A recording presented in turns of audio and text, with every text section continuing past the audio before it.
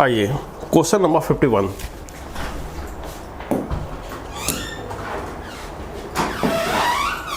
Question number 51 में क्या है कि the electronic configuration of an atom. Question में आपको यहाँ पे एक एटम ए है जिसका आपको इलेक्ट्रॉनिक कन्फिगरेशन दिया गया है और क्वेश्चन में आपसे क्या पूछा है, the chemistry of A is therefore likely to be similar of that of. ठीक है, आइए यहाँ पे देखिए क्या है, क्वेश्चन में आपको ए का इलेक्ट्रॉनिक कन्फिगरेशन दिया गया है।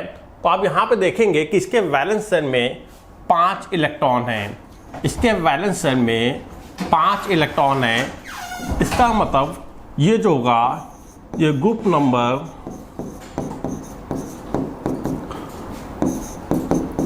5th ग्रुप का एलिमेंट है। ठीक है, मतलब यहाँ पे आपको जो एलिमेंट दिया गया है ये ग्रुप नंबर 5th का एलिमेंट है, तो उसकी जो भी केमिकल प्रॉपर्टीज होगी वो 5th ग्रुप के एलिमेंट से मैच करेगी। तो यहाँ पे आप देखेंगे कि सेकंड ऑप्शन में जो नाइट्रोजन होता है ये भी 5th ग्रुप का एलिमेंट है, तो नाइट्रोजन की जो प्रॉपर्टी होगी, केमिकल प्रॉपर्टीज होगी, वही केमिकल प्रॉपर्टीज ए की भी होगी। तो इन दोनों की केमिकल प्रॉपर्टीज आपस में सिमिलर होगी, तो आंसर हो जाएगा सेकेंड। आंसर होगा आपका सेकेंड। आगे बढ़ते हैं क्वेश्चन नंबर 52।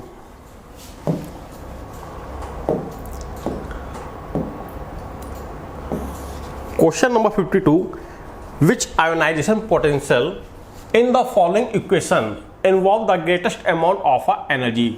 यहां पर क्वेश्चन ने आपसे आईपी की मैक्सिमम वैल्यू पूछी है। क्वेश्चन ने आपसे पूछा कि बताइए इन चारों ऑप्शन में मैक्सिमम आईपी किसकी होगी। आइए यहां पे देखिए, यहाँ पे 1 इलेक्ट्रॉन का रिमूवल हो रहा है, मतलब यहाँ पे आपको दिया गया है IP1 दिया गया है, यहाँ पे आपको दिया गया IP2 दिया गया है और यहाँ पे आपको दिया गया IP3 दिया गया है और यहाँ पे आपको IP2 दिया गया है। ठीक है, हम जानते हैं कि IP3 की जो वैल्यू होती है वो IP1 और IP2 से ज़्यादा होती है, तो इसका जो राइट आंसर हो जाएगा वो थर्ड हो जाएगा। IP3 is always is greater than IP1 and IP2, उसका जो राइट आंसर होगा वो थर्ड होगा। Question number 53,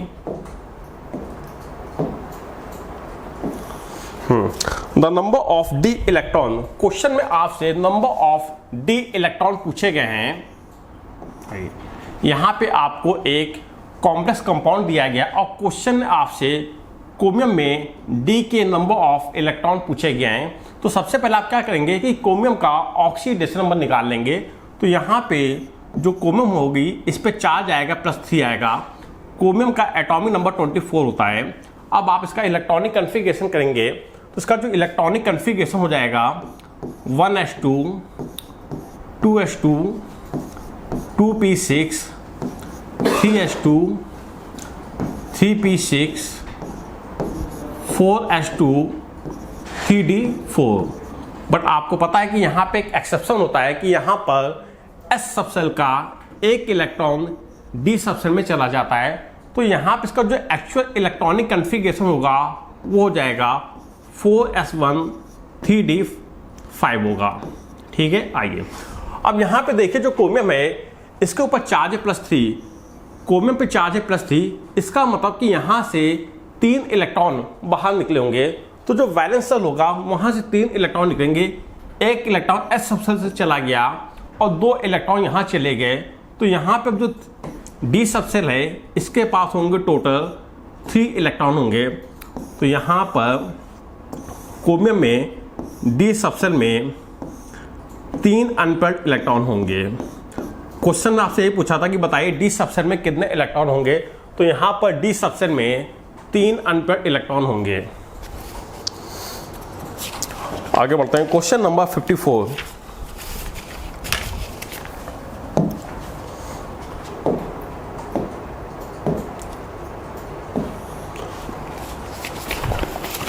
जिगलर-नैटा catalyst. क्वेश्चन ने कहा कि Ziegler Natta catalyst is an organometallic compound. बिल्कुल सही है, जो जिगलर-नैटा कैटालिस्ट होता है ये एक ऑर्गेनोमेटेलिक कंपाउंड होता है। तो क्वेश्चन बताया कि बताइए इस जिगलर-नैटा कैटालिस्ट में किस मेटल का यूज्ड होता है। तो जो जिगलर-नैटा कैटालिस्ट होता है ये होता है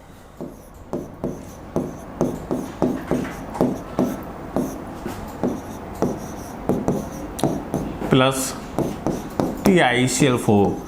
जिगलर नेटा कैटालिस्ट में जो मेटल का यूज होता है वो होती है टाइटेनियम होती है, तो इसका आंसर हो जाएगा फोर्थ हो जाएगा। ये होता है जिगलर नेटा कैटालिस्ट का फॉर्मूला होता है। यहाँ पर जो मेटल यूज होती है वो टाइटेनियम होती है, तो आंसर हो जाएगा fourth. Next question, question number 55। How many chiral isomer can be draw from 2-bromo-3-chlorobutane। Question ने पूछा कि बताइए यहाँ पर कितने कायरल आइसोमर होंगे can be draw from 2-bromo-3-chlorobutane। Question आपसे यहाँ पे कायरल आइसोमर पूछे हैं, तो सबसे पहले आप क्या करेंगे कि इसका आप स्ट्रक्चर बना लेंगे। ब्यूटेन है,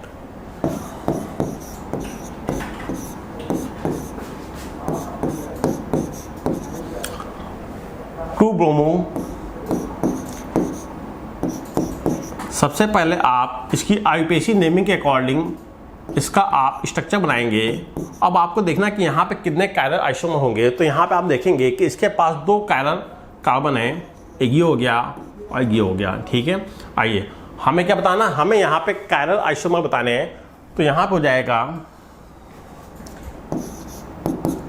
A = n²।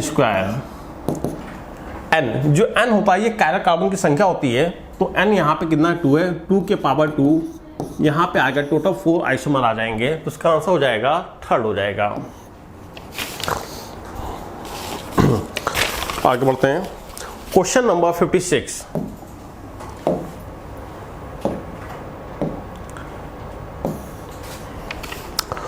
How many question number 56, which are the staggered form of ethane.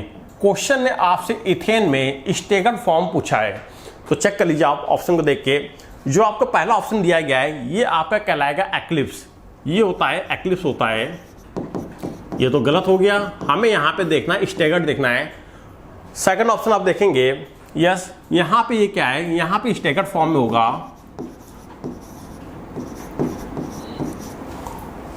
Third वाला देखिए, थर्ड वाला गॉच होगा,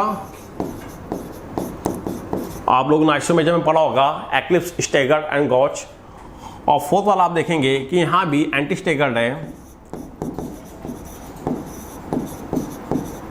तो इसका तो राइट आंसर हो जाएगा सेकंड और फोर्थ हो जाएगा थर्ड। यस, जो इथेन है यहां पर सेकंड और फोर्थ वाला स्टेगर्ड फॉर्म में है, तो आंसर हो जाएगा इसका थर्ड हो जाएगा। आगे बढ़ेंगे, क्वेश्चन नंबर 57।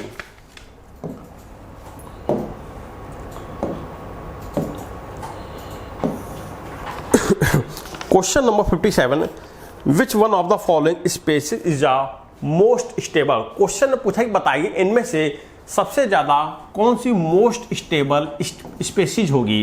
तो यहाँ पे आप देखेंगे कि आपको चारों ऑप्शन में कार्बोकैटायन दिया गया, और क्वेश्चन ने आपसे पूछा कि इन चारों में से किस कार्बोकैटायन की स्टेबिलिटी मैक्सिमम होगी। तो पहला ऑप्शन चेक कर लेते हैं। यहाँ पैरा पर लगा है, NO2 लगा है, तो ये पहला ऑप्शन हो गया।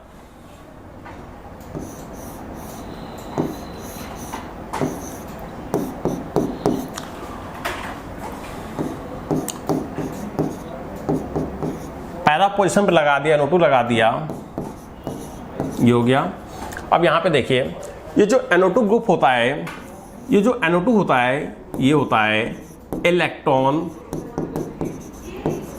विद ड्राइंग ग्रुप होता है, ये इलेक्ट्रॉन विद ड्राइंग ग्रुप होता है। जो इलेक्ट्रॉन विद ड्राइंग ग्रुप होते हैं ये क्या करते हैं कि बेंजीन रिंग से के अंदर से इलेक्ट्रॉनों को अपनी तरफ खींचते हैं। जब ये बेंजीन रिंग के अंदर से इलेक्ट्रॉनों को अपनी तरफ खींचेगा तो यहाँ पर magnitude of a charge increase कर जाएगा, यहाँ पर magnitude of a charge increase करेगा, तो उसकी जो स्टेबिलिटी होगी वो कम हो जाएगी। तो फर्स्ट वाला ऑप्शन तो गलत हो गया। सेकंड वाला ऑप्शन चेक कर लेते हैं।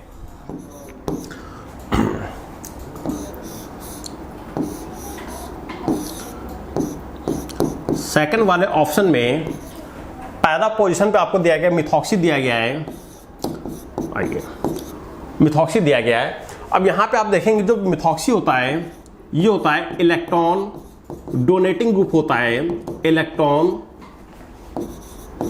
डोनेटिंग ग्रुप होता है। जो इलेक्ट्रॉन डोनेटिंग ग्रुप होते हैं वो बेंजीन रिंग की रिएक्टिविटी को बढ़ा देते हैं। ये क्या करते हैं, ये इलेक्ट्रॉनों को रिपेल करते हैं। जब ये इलेक्ट्रॉनों को अंदर भेजेगा तो यहाँ पर magnitude of a charge decrease कर जाएगा। Magnitude of a charge decrease कर जाएगा तो उसकी जो स्टेबिलिटी होगी वो मैक्सिमम हो जाएगी। ठीक है, तो इसका जो राइट आंसर हो जाएगा वो सेकंड हो जाएगा। आइए थर्ड बार चेक कर लीजिए।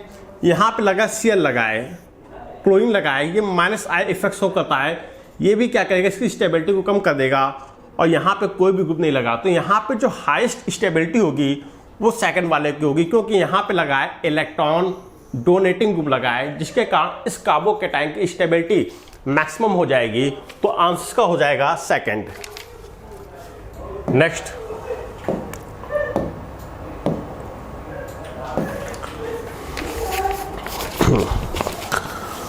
क्वेश्चन है कि the absolute configuration of the C2N3। Question में आपसे C2N3 की एब्सोल्यूट कॉन्फ़िगरेशन पूछा गया है। तो आइए हमें यहाँ पे RS नॉमेनक्लेचर देखना है। तो RS नॉमेनक्लेचर के लिए सबसे पहले हम डिसाइड करते हैं प्योरिटी। सबसे पहले हम डिसाइड करेंगे प्योरिटी करेंगे। तो यहाँ पे आइए, यहाँ पे इसकी प्योरिटी 1 हो जाएगी, इस नीचे वाले ग्रुप की प्योरिटी सेकंड हो जाएगी, इसकी थर्ड हो जाएगी और यहाँ पे फोर्थ हो जाएगा। ठीक है, और ध्यान रखिएगा कि जो लोवेस्ट ग्रुप है, जो लोवेस्ट ग्रुप है वो मस्ट बी इनवर्ट होना चाहिए, वर्टिकल कॉलम से लगा होना चाहिए। सेकंड स्टेप में हम घूमेंगे 1 2 3। तो यहाँ पे जब आप देखिए 1 2 3 जाएंगे तो आप एंटी क्लॉक जा रहे हैं। कैसा जा रहे हैं, एंटी क्लॉक जा रहे हैं। बट यहाँ पे जो लोवेस्ट ग्रुप लगा है ये हॉरिजॉन्टल कॉलम से लगा है, बल्कि होना चाहिए वर्टिकल से होना चाहिए। तो यहाँ पे जो भी आएगा आप उसका कर देंगे उल्टा। तो एंटी क्लॉकवाइज जा रहे हैं, तो यहाँ पे इसका जो कॉन्फ़िगरेशन आएगा, नॉमेनक्लेचर आएगा वो S आएगा, बट यहाँ पे S नहीं होगा, यहाँ पे हो जाता है R। ठीक है, तो ये हो गया 2R हो गया। अब थर्ड वाले को चेक कर लीजिए। सबसे पहले यहाँ पे क्या करेंगे, प्योरिटी को देखेंगे। तो इसकी हो जाएगी फर्स्ट प्योरिटी हो जाएगी, इसकी प्योरिटी तो सेकंड हो जाएगी, और ये हो जाएगी थर्ड प्योरिटी, और यहाँ पे हो जाएगा फोर्थ प्योरिटी हो जाएगा। अब घूमेंगे 1 2 3। जब आप 1 2 3 जाएंगे तो यहाँ पे आप देखेंगे कि आप एंटी क्लॉकवाइज जा रहे हैं। कैसा जा रहे हैं, एंटी क्लॉकवाइज जा रहे हैं। बट यहाँ पे जो लोवेस्ट ग्रुप है वो लगा है हॉरिजॉन्टल कॉलम से लगा है, हॉरिजॉन्टल से लगा है, बल्कि वर्टिकल से होना चाहिए, इनवर्ट होना चाहिए। तो जब आप एंटी क्लॉकवाइज जाएंगे तो यहाँ पे इसका जो नॉमेनक्लेचर होगा वो S होगा, बट यहाँ पे S नहीं होगा, यहाँ पे हो जाता है R। ये हो गया 3R हो गया। तो यहाँ पे इसका जो राइट नॉमेनक्लेचर होगा वो हो जाएगा 2R 3R, 2R 3R। Yes, fourth option होगा इज द राइट आंसर हो जाएगा। आगे बढ़ते हैं, क्वेश्चन नंबर 59।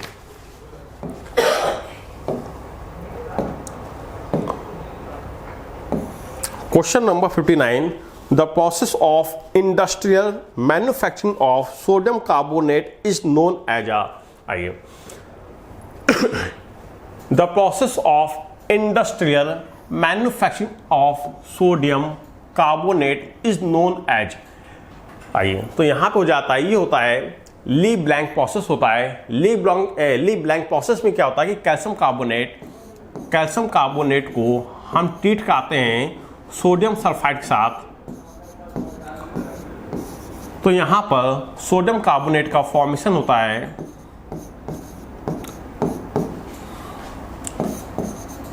ये बनता है। ठीक है, प्लस कैल्शियम सल्फाइड बनता है, ये कहलाता है ब्लैक एस। इसे हम कहते हैं ब्लैक एस कहते हैं। और this process is called Leblanc process. ये प्रोसेस कहलाता है ली ब्लैंक प्रोसेस कहलाता है। तो इसका आंसर हो जाएगा थर्ड हो जाएगा। क्वेश्चन नंबर 60,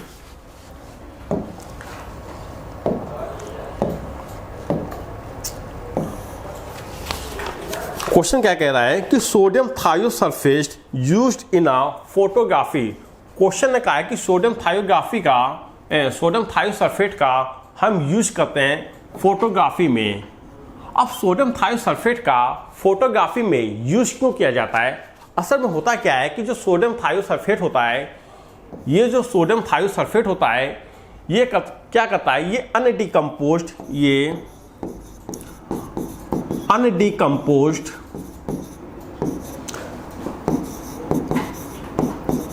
सिल्वर ब्रोमाइड को रिमूव कर देता है। ये अनडिकम्पोज्ड सिल्वर ब्रोमाइड को रिमूव कर देता है। जैसे यहाँ पे क्या है कि सॉल्यूशन में AgBr दिया गया है, हमें इस AgBr को रिमूव करना है तो हम यहाँ पे डालेंगे हाइपो डालेंगे।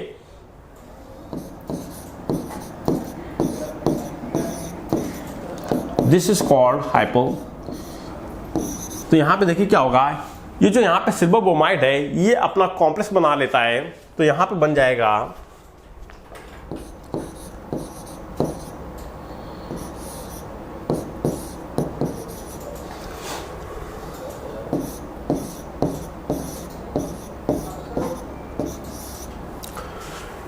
ठीक है। तो यहाँ पे अपना कॉम्प्लेक्स बना लेगा और सॉल्यूशन से हट जाता है, कॉम्प्लेक्स फॉर्म में अलग हो जाता है। तो इसका जो आंसर हो जाएगा to remove undecomposed AgBr in the form of, yes, fourth answer होगा इसका।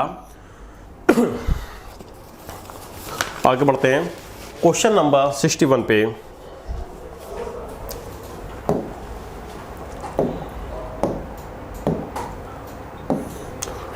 Question number 61, the property of the alkaline earth metal that increase with their atomic number.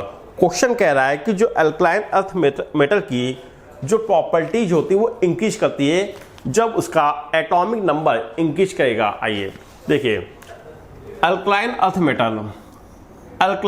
Metal का एटॉमिक नंबर इंक्रीज कर रहा है, तो इसकी कौन सी प्रॉपर्टीज इंक्रीज करेगी।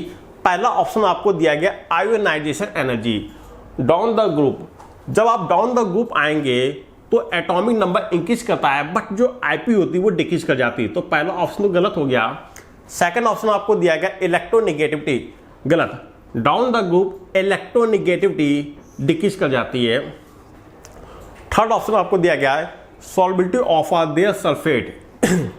सॉल्बिलिटी ऑफ देयर सल्फेट में क्या होता है कि यहाँ पे जो होती है, जब आपका एटॉमिक नंबर बढ़ता है तो यहाँ पे जो सॉल्बिलिटी ऑफ सल्फेट होता है ये डिक्रीज कर जाती है, क्योंकि यहाँ पे जो लैटिस एनर्जी होती है वो डिक्रीज कर जाती है। डाउन द ग्रुप आने पे जो लैटिस एनर्जी होती है, जो लैटिस एनर्जी होती है वो इंक्रीज कर जाती है, जिसके कारण इसकी जो सॉल्बिलिटी होती है वो डिक्रीज कर जाती है। तो थर्ड वाला भी गलत हो गया। फोर्थ ऑप्शन आपको दिया गया सॉल्बिलिटी ऑफ देयर हाइड्रोक्साइड, बिल्कुल सही है कि सॉल्बिलिटी ऑफ देयर हाइड्रोक्साइड इंक्रीज कर जाता है।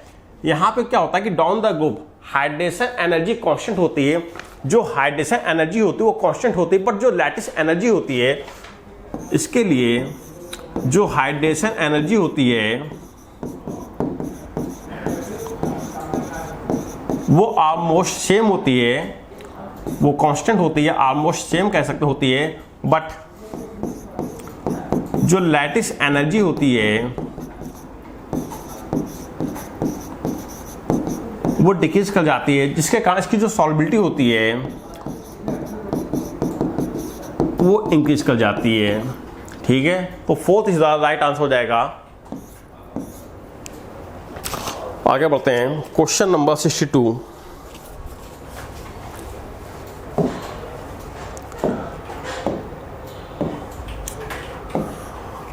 A mixture of CO and CO2 has vapor density 20 at HTP. 100 gram of this mixture contain. आइए क्वेश्चन कह रहा है कि हमारे पास एक मिक्सचर है carbon monoxide and carbon dioxide की, जिसकी वेपर डेंसिटी आपको 20 दिया गया है। तो यहाँ पे आप देख लेंगे कि vapour density carbon monoxide plus CO2 आपको दिया गया 20 दिया गया है। वेपर डेंसिटी आपको दी गई है, तो आप इस मिक्सचर का मॉलिक्यूलर वेट निकाल सकते हैं। तो मॉलिक्यूलर वेट ऑफ मिक्सचर, तो यहाँ से आपका आ जाएगा molecular weight of mixture equal to vapour density into 2। Vapour density आपको 20 दी गई है, इंटू 2 से मल्टीप्लाई कर दिया तो मॉलिक्यूलर वेट ऑफ मिक्सचर आ जाएगा 40 आ जाएगा। ठीक है, अब आइए आगे क्वेश्चन में क्या दिया गया है, ये जो आपको कंडीशन दी गई एट एसटीपी पर दी गई है। आगे क्वेश्चन कह रहा है आपसे कि 100 gram of this mixture contain, 100 gram of this mixture contain, यहां पर क्वेश्चन ने आपसे कार्बन मोनोऑक्साइड की जानकारी मांगी है। तो हमने मान लिया कि mass of carbon monoxide in 100 gram is x ग्राम। हमने मान लिया कि यहाँ पे जो कार्बन मोनोऑक्साइड है, इसका जो मास है, इसका जो वेट है 100 ग्राम में से x ग्राम दिया गया है। तो यहाँ पे आप देखेंगे हमें यहाँ पे कार्बन मोनोऑक्साइड का मास पता चल गया है। तो यहाँ से कार्बन मोनोऑक्साइड के मोल आ जाएंगे। तो यहाँ पे आप क्या कहेंगे, यहाँ पे आप इन तीनों के मोल को निकालेंगे और उनको आपस में इक्वेट कर लेंगे। तो सबसे पहले यहाँ पे निकालेंगे mole of mixture.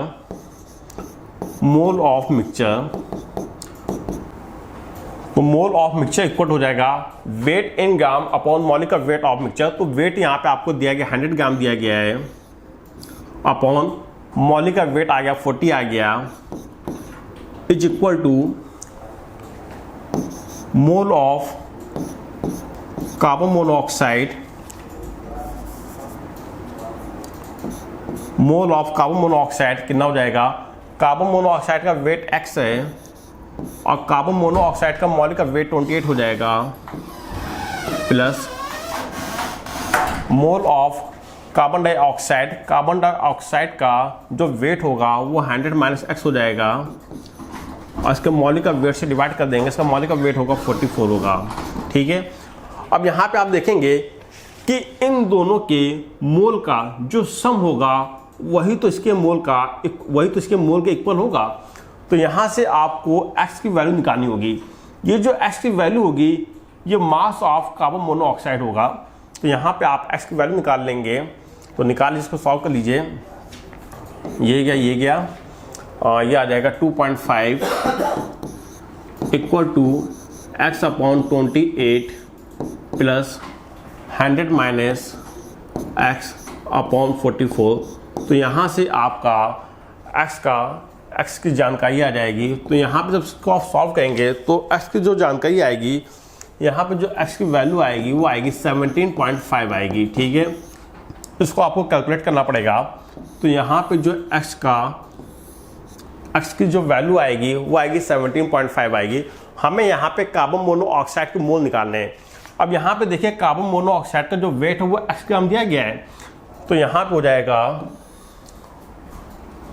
Mole of carbon monoxide equal to weight in gram upon molecular wait.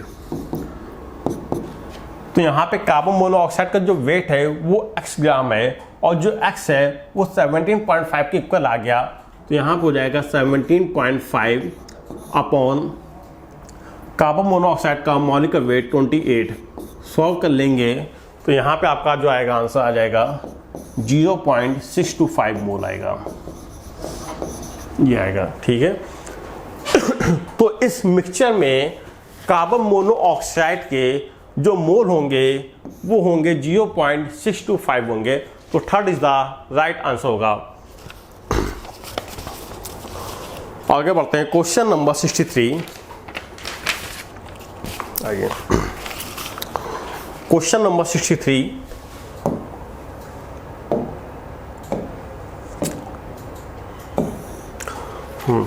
Question कह रहा है कि हमारे पास 0.63 ग्राम ऑफ डाइबेसिक एसिड है इन 100 ml सॉल्यूशन। क्वेश्चन ने क्या कहा है कि हमारे पास एक 100 ml का सॉल्यूशन है जो कि डाइबेसिक एसिड का है। हमने मान लिया H2A मान लिया, जिसका वॉल्यूम आपको दिया गया 100 ml वॉल्यूम दिया गया है और इस सॉल्यूशन का वेट आपको दिया गया है 0.63 ग्राम दिया गया है। फिर क्वेश्चन ने क्या कहा है, of this solution required 20 ml of M/10 sodium hydroxide. अच्छा, 100 ml of this solution, 20 ml of this solution. अब यहां पे आप समझिएगा क्वेश्चन क्या कह रहा है। क्वेश्चन ने क्या कहा है कि 100 ml सॉल्यूशन में से हमने 20 ml सॉल्यूशन को अलग कर लिया, ठीक है। तो हमने क्या किया, इस 100 ml सॉल्यूशन में से 20 ml सॉल्यूशन को अलग कर लिया। अब इस 20 ml सॉल्यूशन को पूरी तरीके से न्यूट्रलाइज करने के लिए हमने इसके ऊपर डाला बेस, सोडियम हाइड्रोक्साइड का, जिसकी जानकारी आपको दिया गया है। इस 20 ml सॉल्यूशन को पूरी तरीके से न्यूट्रलाइज करने के लिए हमने इसके ऊपर डाला 20 ml सोडियम हाइड्रोक्साइड, जिसकी कंसंट्रेशन दी गई है 1/10 मोलर, ठीक है। और क्वेश्चन में आपसे क्या पूछा है, क्वेश्चन ने आपसे इस सॉल्यूशन का मोलर मास पूछा है। अब देखिए क्या है भाई, सॉल्यूशन तो सेम है ना, सॉल्यूशन में तो कोई अंतर नहीं है। जो कंसंट्रेशन इस सॉल्यूशन की होगी वही कंसंट्रेशन इस सॉल्यूशन की होगी। अब 20 ml सॉल्यूशन को न्यूट्रलाइज करने के लिए हमें इतने सोडियम हाइड्रोक्साइड की रिक्वायरमेंट है, तो इन दोनों के बीच में हम लगा देंगे लॉ ऑफ इक्विवेलेंट। तो हम कह सकते हैं कि milligram equivalent of dibasic acid is equal to milligram equivalent of sodium hydroxide. 20 ml solution दिया गया है, 20 ml, तो मिलीग्राम इक्विवेलेंट के लिए molarity into volume into valence factor F equal to molarity into volume into valence factor F। Molarity हमें इसकी निकालनी है, तो वॉल्यूम इसका दिया गया 20 ml दिया गया है, डाई बेसिक एसिड है, तो इसका जो वैलेंस फैक्टर होगा वो 2 हो जाएगा, 2 हो गया into molarity M equal to, यहाँ पे आपको मोलैरिटी दी गई 1/10, वॉल्यूम आपको दिया गया 20 ml, और सोडियम हाइड्रोक्साइड का जो वैलेंस फैक्टर होता है 1 होगा। तो यहाँ से इसकी मोलैरिटी आ जाएगी, मोलैरिटी इक्वल टू 2/40, तो मोलैरिटी आ गई 1/20 मोलर। यहाँ पे डाई बेसिक एसिड की जो कंसंट्रेशन आ गई 1/20 मोलर आ गया, 1/20 आ गई। आइए अब हमें यहाँ पे इसका मॉलिक्यूलर वेट निकालना है, तो इस सॉल्यूशन की जो मोलैरिटी है वो आ गई 1/20 आ गई। आइए क्या निकालना है, मोल निकालना है। मोलैरिटी का यहाँ फॉर्मूला अप्लाई करेंगे, molarity equal to mole upon volume of solution in ml into 1000। Molarity कितनी है, 1/20 है, 1/20 इक्वल टू मोल निकालने के लिए वेट आपको दिया गया 0.63 ग्राम दिया गया है, upon molecular weight into volume आपको दिया गया 100 ml दिया गया है इंटू 1000। सॉल्व कर लेंगे तो यहाँ से आपका मॉलिक्यूलर वेट आ जाएगा 2 टाइम्स जाएगा 10 टाइम्स।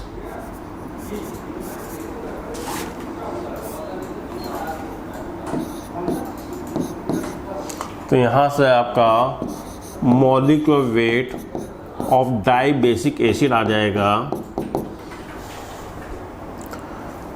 126 आ जाएगा, आंसर हो जाएगा सेकंड, ठीक है।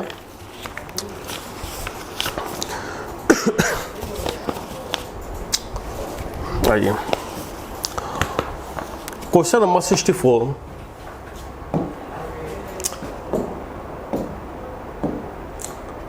क्वेश्चन 64 में क्या है कि the root mean square velocity of 1 mole, the root mean square velocity of 1 mole and the relation between average kinetic energy E।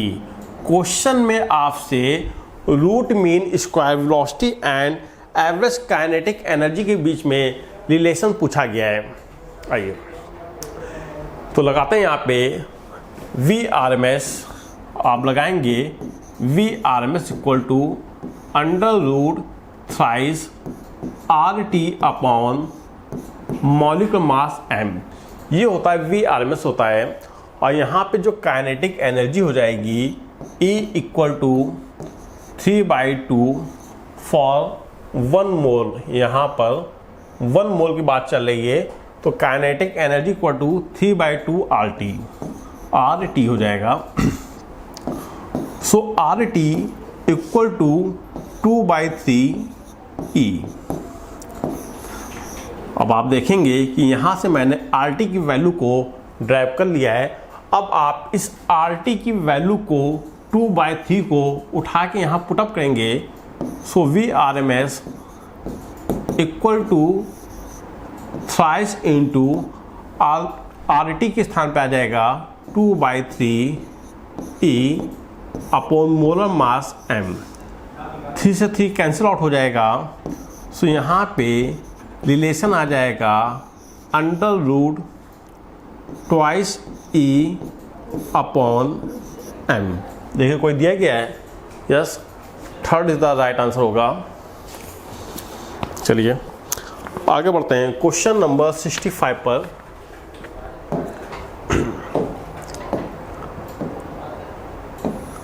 Question number 65, question क्या कह रहा है कि हमारे पास यहाँ पे कोई एक अननोन गैस है X, जिसका वॉल्यूम आपको दिया गया 40 ml दिया गया है ऑफ X। सो हम कह सकते हैं कि जो X गैस है इसका वॉल्यूम आपको दिया गया 40 ml दिया गया है, diffuse through a porous pot in 20 second. Question क्या है कि 40 ml गैस को डिफ्यूज होने में 20 सेकेंड का समय लग रहा है, 20 सेकेंड का समय लग रहा है। फिर क्वेश्चन ने क्या कहा, while under the same condition 80 cc of another gas Y। एक कोई दूसरी गैस Y है जिसका वॉल्यूम आपको दिया गया 80 ml, Y गैस डिफ्यूज हो रही है at the in the same time. यहाँ पे जो Y गैस है ये 80 ml गैस डिफ्यूज हो रहा है in the same time 20 second पर। If the molar mass of X is 128, then the molar mass of Y।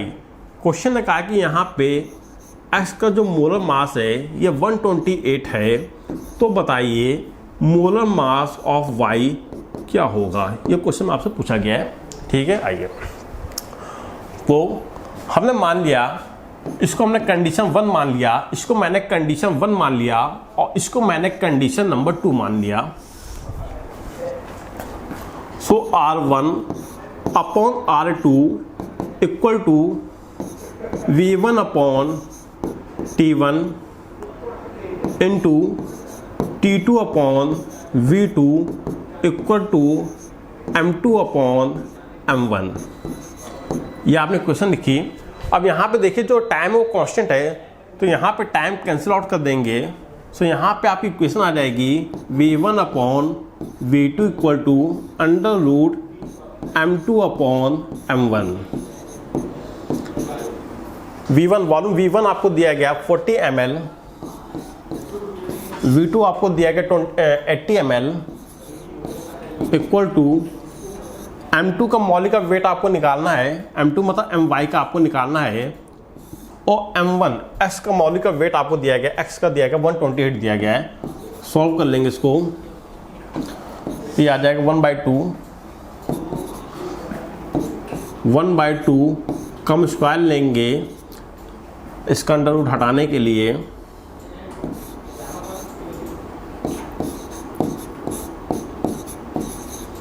तो यहाँ पे आ जाएगा 1/4 equal to M2 upon 128।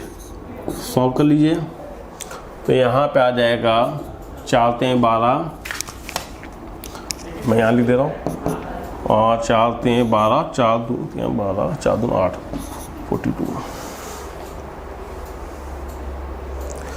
8 sorry 4 3 12, 32। तो मोलर मास आ जाएगा 32 आ जाएगा। आंसर हो जाएगा सेकंड हो जाएगा। आगे बढ़ते हैं, क्वेश्चन नंबर 66।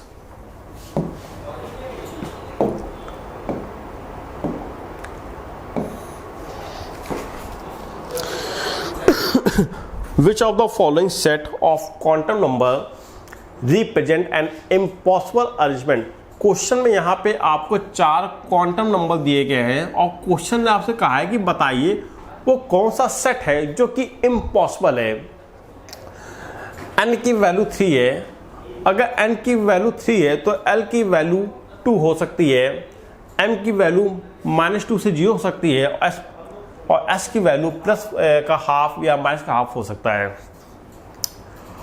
हमें यहाँ पर बताना है इम्पॉसिबल अरेंजमेंट, तो आंसर इसका थर्ड हो जाएगा। देखिए यहाँ पे आपको l की वैल्यू 2 दी गई है, अगर l की वैल्यू 2 है तो m की वैल्यू जो होगी, l की वैल्यू आपको 2 दी गई है तो m की जो वैल्यू होगी वो -2, -1, 0, +1 और +2 हो सकती है, बट -3 इज नॉट पॉसिबल। ठीक है, तो यहाँ पे जो आपको थर्ड ऑप्शन दिया गया ये गलत दिया गया है, यहाँ पे -3 नहीं हो सकता है, ये गलत दिया गया है, तो आंसर हो जाएगा इसका थर्ड हो जाएगा। आगे बढ़ते हैं,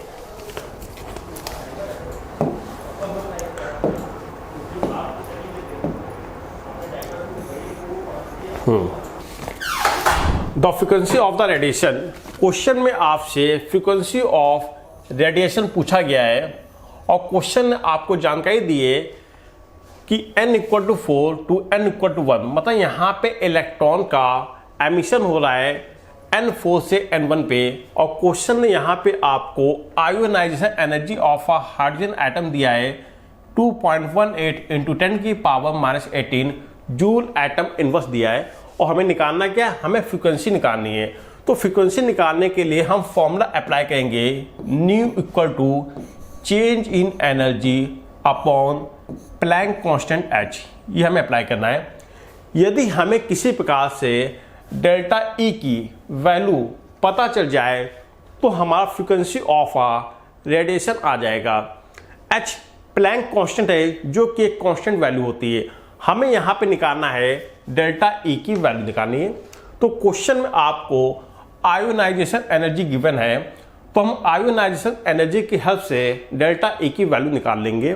तो क्वेश्चन में आपको क्या क्या गिवन है, क्वेश्चन आपको लोअर एनर्जी लेवल दिया है 1 और हायर एनर्जी लेवल N2 की जानकारी आपको दी गई 4। So delta E = 2.18 × 10⁻⁻18 into 1/n1 का स्क्वायर -1/n2 का स्क्वायर। तो यहाँ से आपकी डेल्टा E की वैल्यू आ जाएगी, डेल्टा इक्वल हो जाएगा 2.18 × 10⁻⁻18 इंटू 1/1 का स्क्वायर -1/4 का स्क्वायर।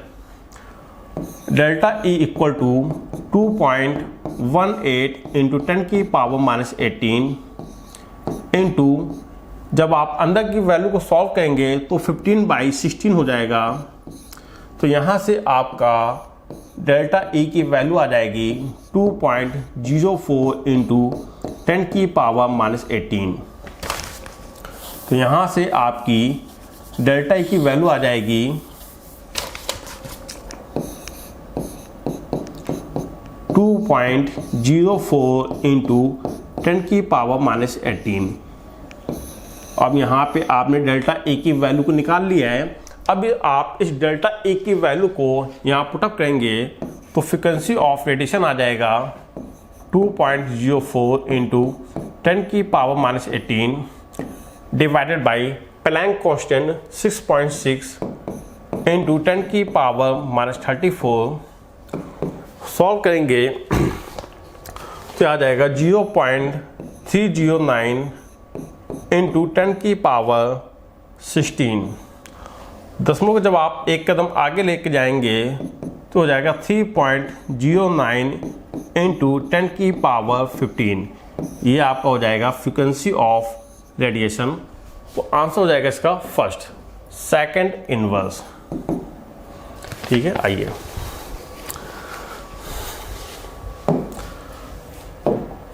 क्वेश्चन नंबर 68 पे चलते हैं। क्वेश्चन नंबर 68 क्या कह रहा है कि the second period of Lane process, the second period of a Lane process, जो लेन प्रोसेस होता है, ये लेन प्रोसेस ये कॉमर्शियल मेथड होता है, ये एक कॉमर्शियल मेथड होता है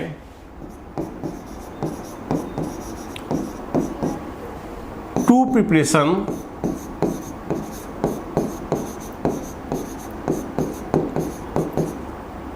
a large quantity of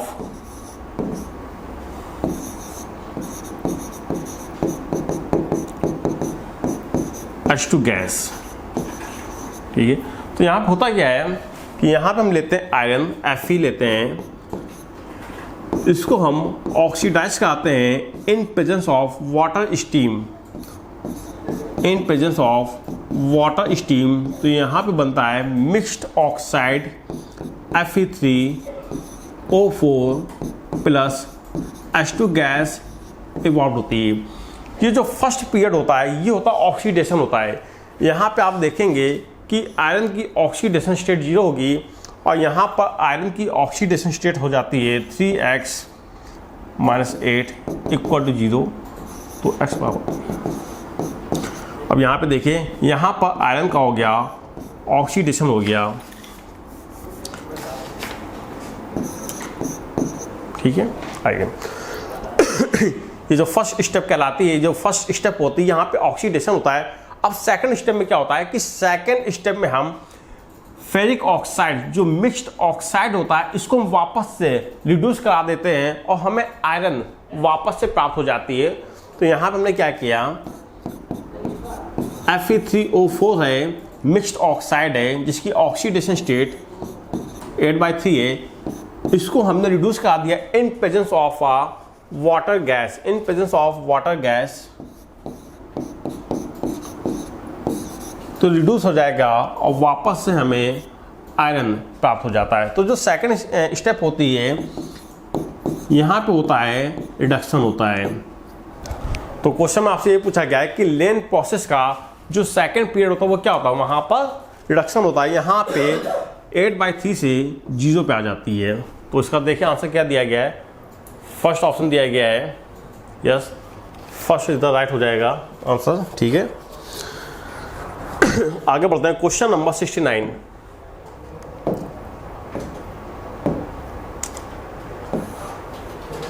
which used as a moderator in a nuclear reactor, जो न्यूक्लियर रिएक्टर होता है, न्यूक्लियर रिएक्टर में मॉडरेटर के फॉर्म में हम यूज करते हैं हैवी वाटर का। न्यूक्लियर रिएक्टर में मॉडरेटर के रूप में हम इस्तेमाल करते हैं हैवी वाटर का। तो आंसर हो जाएगा इसका third, D2O, D2O। Question number 70, question number 70, which of the following will give racemic mixture on reacting with the HCl। Question में पूछा कि बताइए, यहाँ पे आपको 4 ऑप्शन दिए गए, इन चारों ऑप्शन को जब हम HCl के साथ ट्रीट कराएंगे तो कौन सा राइट ऑप्शन होगा जहाँ पर रेसमिक मिक्सचर का फॉर्मेशन होगा। तो पहली बात आप लोग याद रखिएगा कि जहाँ पर रेसमिक मिक्सचर का फॉर्मेशन होगा वो मॉलिक्यूल ऑप्टिकली एक्टिव होगा। ठीक है, मतलब वहाँ पे कायरल मॉलिक्यूल होना चाहिए। वो कैसा होगा, कायरल मॉलिक्यूल होगा। तो आइए चेक कर लेते हैं। पहले जब आप यहाँ पे HCl का एडिशन कराएंगे तो यहाँ पे आप देखेंगे हमने क्या किया, ये पाई बॉन्ड टूट के यहाँ पे शिफ्ट हुआ, तो एक पे आ गया पॉजिटिव चार्ज और दूसरे पे आ गया नेगेटिव। पॉजिटिव को दे देंगे H दे देंगे और नेगेटिव पॉजिटिव को दे देंगे Cl, यहाँ पे लग जाएगा Cl और यहाँ पे लग जाएगा H लग जाएगा। ठीक है, अब यहाँ पे आप देखें कि यहाँ पे कोई भी ऐसा एटम नहीं है जो कि कायरल हो। ठीक है, आप इस वाले कार्बन को चेक कर लीजिए, इस कार्बन से दोनों ग्रुप आपस में क्या है, सेम है। मतलब इसका मतलब यहाँ पे रेसमिक मिक्सचर का फॉर्मेशन नहीं होगा। अब आप देखिए जिसका फोर्थ आंसर होगा राइट होगा। देखिए हमने यहाँ पे क्या किया, हमने यहाँ पे HCl का एडिशन कराया। तो सबसे पहले पाई बॉन्ड टूटेगा और मोर स्टेबल कार्बोकैटायन का फॉर्मेशन होगा। पाई बॉन्ड टूट के इस वाले कार्बन पे शिफ्ट होगा तो इसके जस्ट बगल वाले कार्बन के ऊपर आ जाएगा, पॉजिटिव चार्ज आएगा। फर्स्ट स्टेप में इलेक्ट्रोफाइल आके अटैक करेगा तो यहाँ पे जो आपको बनेगा प्रोडक्ट CH3 CH2 CH और इससे लग जाएगा Cl और यहाँ पे हो गया CH3 हो गया। ठीक है, अब आप देखिए यहाँ पे जो आपको जो प्रोडक्ट बना है वो ऑप्टिकली एक्टिव होगा। इस वाले कार्बन को आप देखेंगे तो इस कार्बन से एक लगा है मिथाइल, एक से लगा हाइड्रोजन, थर्ड वैलेंसी से लगा Cl और एक वैलेंसी से लगा इथाइल ग्रुप लगा है। मतलब इस कार्बन की चारों वैलेंसी से अलग अलग ग्रुप या एटम लगे हैं तो मॉलिक्यूल हो जाएगा कैरल मॉलिक्यूल कहलाएगा, जो कि रेसमिक मिक्सचर बनाएगा। तो आंसर हो जाएगा इसका 4th हो जाएगा। आगे बढ़ते हैं क्वेश्चन नंबर 71 पे। क्वेश्चन नंबर 71, क्वेश्चन नंबर 71 में आपसे पूछा गया कि जेट आइसोमर, क्वेश्चन ने आपसे पूछा कि बताइए इनमें से कौन सा जेट आइसोमर शो करेगा। पहला ऑप्शन देख लीजिए, जेट आइसोमर के लिए पहला ऑप्शन ना तो जेट आइसोमर शो करेगा और ना ई आइसोमर शो करेगा। यहाँ पे ज्योमेट्रिकल आइसोमेरिज्म शो नहीं कर पाएगा क्योंकि इस वाले कार्बन से लगे दोनों ग्रुप आपस में सेम है। ठीक है, ये तो ये कोई भी ज्योमेट्रिकल आइसोमेरिज्म शो नहीं कर पाएगा। सेकंड वाले ऑप्शन को देखते हैं। सेकंड वाला ऑप्शन आपको दिया गया है carbon to carbon double bond,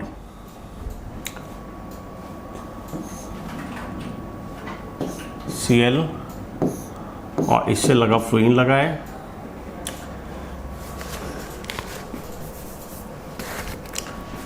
ये होगा फ्लोरीन हो गया। यहाँ आप देखिए एक से लगा है ब्रोमीन के साथ,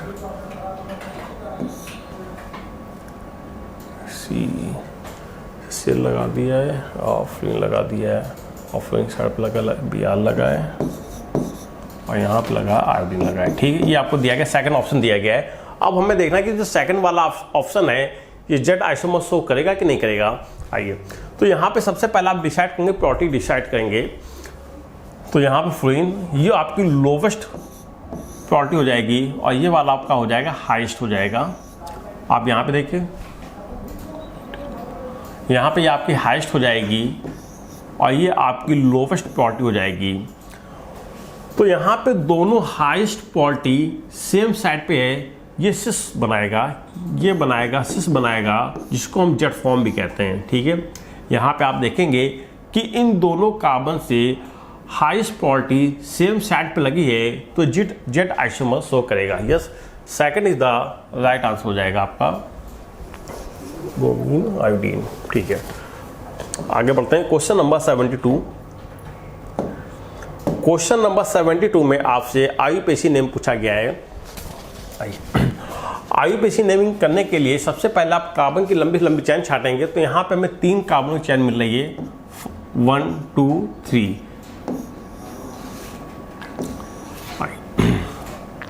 यहाँ पे लगा साइनाइड लगा है और यहाँ पे लगा एमाइड लगा। जो आपको जो फंक्शनल ग्रुप होगा वो एमाइड हो जाएगा। तो 3 कार्बनों का एल्केन कहलाता है प्रोपेन। तो यहाँ पे हो जाएगा प्रोपेन। एमाइड, एमाइड का जो सफिक्स होता है वो एमाइड होगा, प्रोपेनामाइड। तो यहाँ पे हो जाएगा प्रोपेनामाइड और साइनाइड यहाँ पे हो जाएगा आपका प्रीफिक्स हो जाएगा। तो यहाँ पे हो जाएगा 3 साइनो प्रोपेनामाइड। देखिए कोई आंसर मैच कर रहा है। Yes, third answer is the right हो जाएगा, 3 साइनो प्रोपेनामाइड हो जाएगा।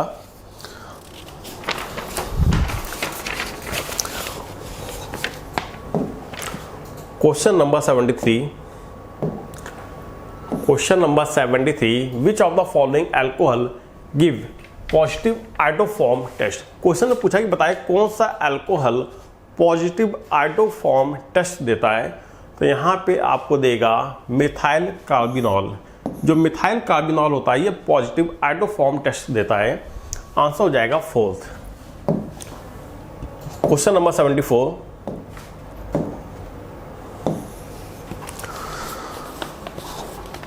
क्वेश्चन ने यहाँ पे आपसे एक की जानकारी मांगी है।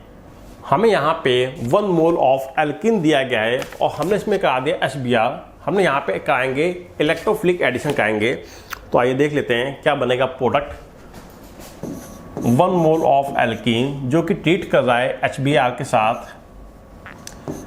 यहाँ पे होगा इलेक्ट्रोफिलिक एडिशन हो जाएगा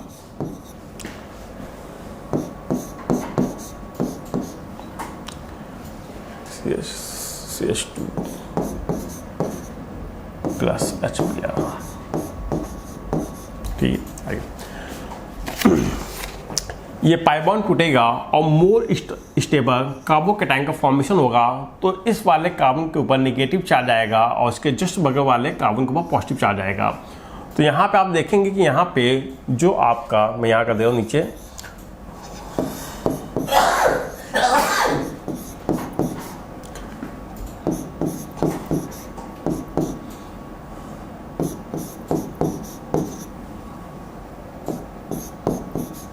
ठीक है, ये आपका बन गया सेकेंडरी कार्बोकैटायन का फॉर्मेशन हो गया। यहाँ पर सेकेंडरी कार्बोकैटायन का फॉर्मेशन हो गया। अब देखिए यहाँ पे सेकेंडरी कार्बोकैटायन का फॉर्मेशन हुआ।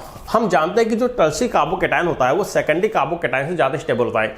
यदि किसी प्रकार से ये पॉजिटिव चार्ज यहाँ से उठ के इस टर्शियरी वाले कार्बन पे आ जाएगा तो इस कार्बोकैटायन की स्टेबिलिटी मैक्सिमम हो जाएगी। तो यहाँ पर हो जाएगा 1,2 हाइड्राइड शिफ्टिंग। यहाँ पर होता है रीअरेंजमेंट होता है 1,2 हाइड्राइड शिफ्टिंग हो जाएगी।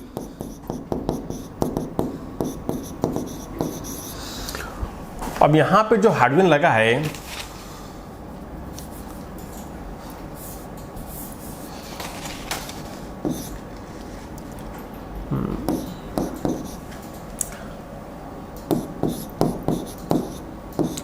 अब यहां पे जो हाइड्रोजन लगा है, ये वाला हाइड्रोजन अपने दोनों इलेक्ट्रॉनों को लेके इस कार्बन पे जाके मूव कर जाएगा।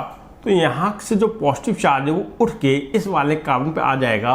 तो यहाँ पे अब आपका बन जाएगा टर्शियरी कार्बोकैटायन।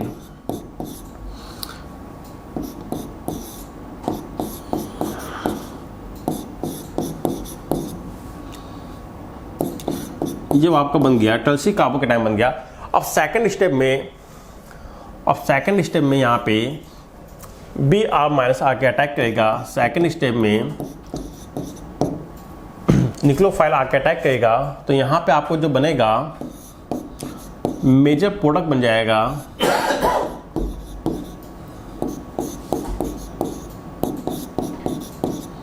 वो ये बनेगा। ठीक है, ये आपका होगा मेजर प्रोडक्ट होगा। Yes, fourth answer is the right answer हो जाएगा। Fourth is the right answer होगा। आगे बढ़ते हैं क्वेश्चन नंबर 75 पर।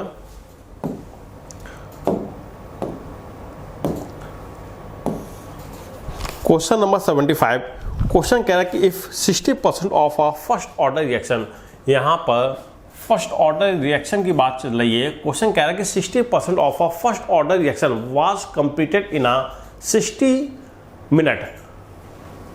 एक फर्स्ट ऑर्डर की रिएक्शन है जो कि 60 मिनट में 60% कंप्लीट हो रही है। Then 50% of the same reaction would be completed in approximately. तो बताइए कि 50% कंप्लीट होने में कितना समय लगेगा। फिर से समझिए क्वेश्चन ने क्या कहा है। क्वेश्चन कह रहा है कि हमारे पास फर्स्ट ऑर्डर की एक रिएक्शन है जिसका 60% कंप्लीट होने में 60 मिनट लग गए हैं। तो बताइए कोई एक दूसरी रिएक्शन है, अगर वही सेम रिएक्शन हो तो बताइए कि 50% कंप्लीट होने में कितना समय लगेगा। ये क्वेश्चन ने आपसे पूछा है। तो सबसे पहले यहां पे आप लगाएंगे first order equation KT equal to 2.303 log A0 by A। जो A0 होती ये होती इनिशियल कंसंट्रेशन और जो A होती ये होती बची हुई कंसंट्रेशन। तो K इंटू टी की वैल्यू आपको दी गई 60 मिनट इक्वल टू 2.303 लॉग। हमने मान लिया कि इसकी इनिशियल कंसंट्रेशन A0 है और इनिशियल कंसंट्रेशन की बची हुई कंसंट्रेशन 40% होगी, क्योंकि 60% डिकम्पोज हो गई तो बची हुई कंसंट्रेशन होगी 40% होगी। तो ए नॉट का 40% बच गया, ए नॉट से ए नॉट कैंसिल हो गया।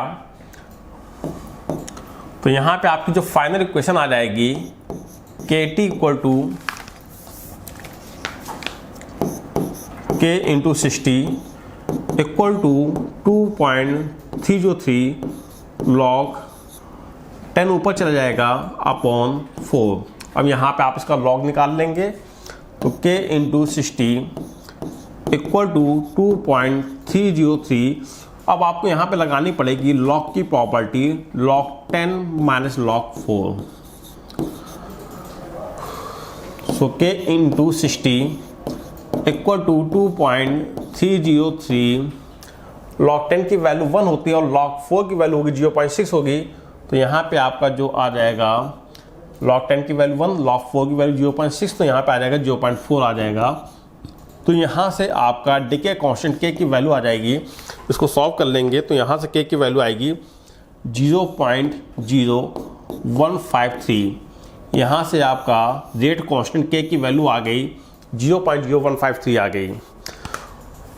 ठीक है, अब देखिए, अब क्वेश्चन ने आपसे ये पूछा कि बताइए सेम रिएक्शन को 50% डिसोसिएट होने में कितना समय लगेगा।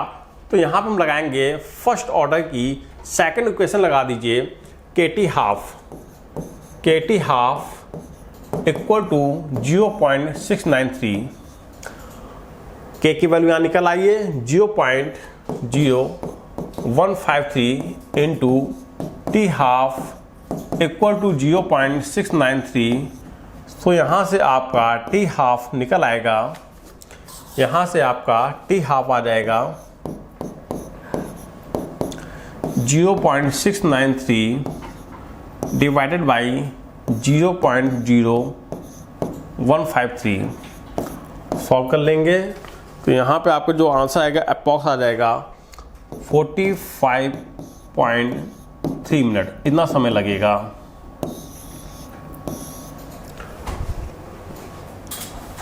यस, फर्स्ट आंसर हो जाएगा 45.3 मिनट। आइए नेक्स्ट, यहाँ पे आपको फर्स्ट ऑर्डर की दोनों इक्वेशन को अप्लाई करना था। हमने पहली इक्वेशन लगा के K की वैल्यू निकाल लिया, फिर यहाँ पे आपको निकालना था T हाफ निकालना था। फिर हमने T हाफ की इक्वेशन लगाई और T हाफ की इक्वेशन में हमने K की वैल्यू को पुटअप किया और यहाँ से मैंने T हाफ को निकाल लिया। ठीक है, आगे बढ़ेंगे। नेक्स्ट क्वेश्चन,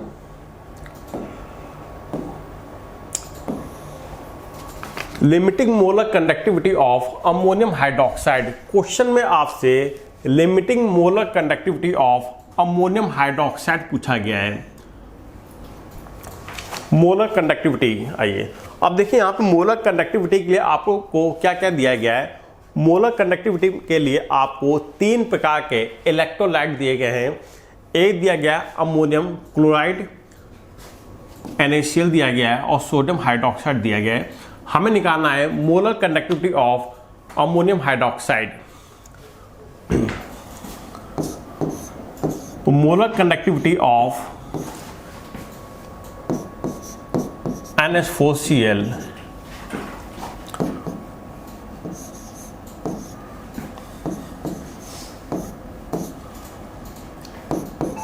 तो NH4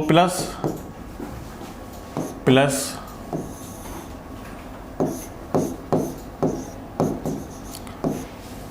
Cl माइनस, ये हो गया।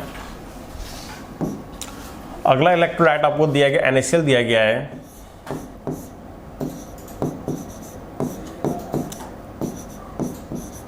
तो यहाँ पे मोलर कंडक्टिविटी ऑफ कैटायन और एनायन आ जाएगी। Molar conductivity of sodium plus molar conductivity of Cl minus, ये मिल गया। थर्ड इलेक्ट्रोलाइट आपको दिया गया सोडियम हाइड्रोक्साइड दिया गया है, तो इसकी मोलर कंडक्टिविटी हो जाएगी सोडियम हाइड्रोक्साइड की molar conductivity of cation Na plus molar conductivity of hydroxide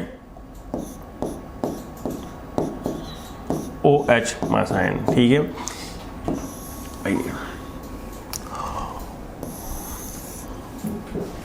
और क्वेश्चन आपसे पूछा है molar conductivity of ammonium hydroxide पूछा गया है। So molar conductivity of ammonium hydroxide NH4OH क्या हो जाएगा, आइए देखिए। यहाँ पे हमें चूज करना पड़ेगा, सिलेक्ट करना पड़ेगा। तो यहाँ पे पहले होगा NH4। अब आप देखिए कि NH4 आपको कहाँ मिलेगा, हमें यहाँ से मिल जाएगा, NH4 मिल जाएगा। तो यहाँ पे आ गया molar conductivity of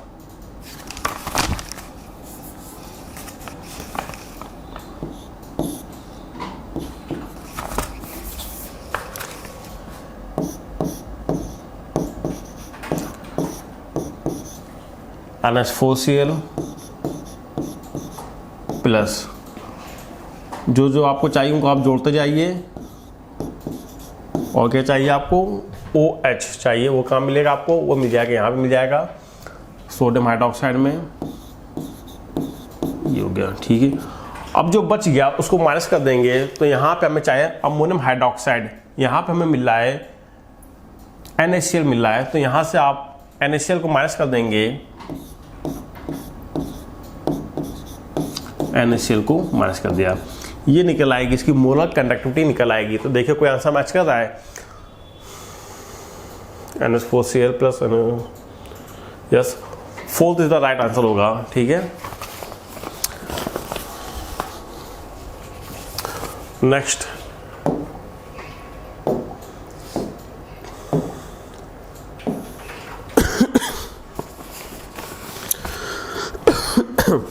the conductivity of 0.25 molar. Question में आपको यहाँ पे एक इलेक्ट्रोलाइट दिया गया है XY, यहाँ पे आपको एक इलेक्ट्रोलाइट दिया गया XY दिया गया है, जिसकी कंसंट्रेशन आपको दी गई है 0.25 मोलर, 0.25 मोलर कंसंट्रेशन दी गई है। और क्वेश्चन में आपको इसकी कंडक्टिविटी दी गई है, कंडक्टिविटी आपको दिया गया है 0.0125 7 सेंटीमीटर इनवर्स दिया गया है। और क्या क्या जानकारी दी गई है, और क्वेश्चन में आपको मोलर कंडक्टिविटी दी है 500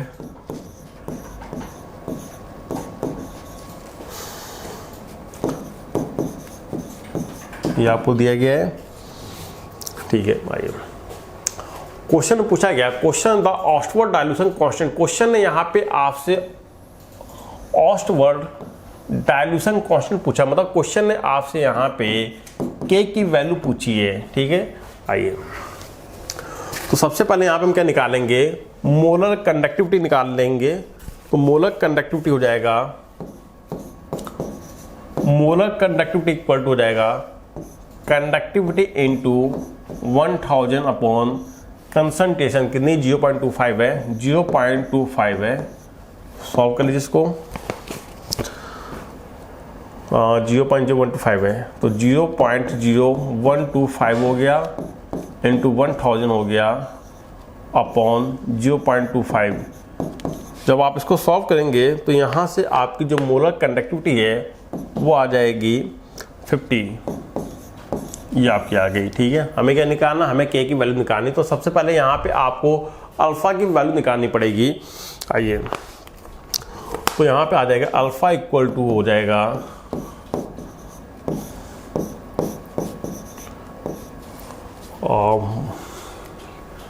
50 इक्वल टू 50 अपॉन ये कितना दिया गया 500 दिया गया है। ये आपका आ जाएगा, यहाँ से आपकी अल्फा की वैल्यू आ गई 0.1 अल्फा आ गया। अब हमें निकालना K की वैल्यू निकालनी है, तो फॉर्मूला लगाएंगे K equal to C alpha square upon 1 minus alpha. Concentration C आपको दिया गया 0.25 दिया गया है, 0.25 इंटू अल्फ़ा की वैल्यू आ गई 0.1 का स्क्वायर आ गया, 0.1 का स्क्वायर हो गया upon 1 minus alpha 1 minus 0.1। Solve कर लेंगे तो यहाँ से k की वैल्यू आ जाएगी अप्रॉक्स 2.78 इंटू 10 की पावर -3। ये आपका आंसर होगा। आंसर हो जाएगा थर्ड। आगे बढ़ते हैं। क्वेश्चन नंबर 78 पे चलेंगे। क्वेश्चन नंबर 78 पे क्या है?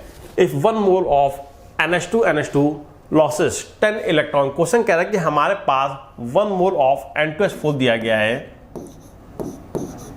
जो कि 10 मोल ऑफ इलेक्ट्रॉन को लॉस कर रहा है, जिसने अपने अंदर से 10 मोल ऑफ इलेक्ट्रॉन को लॉस कर दिया। तो यहाँ पर give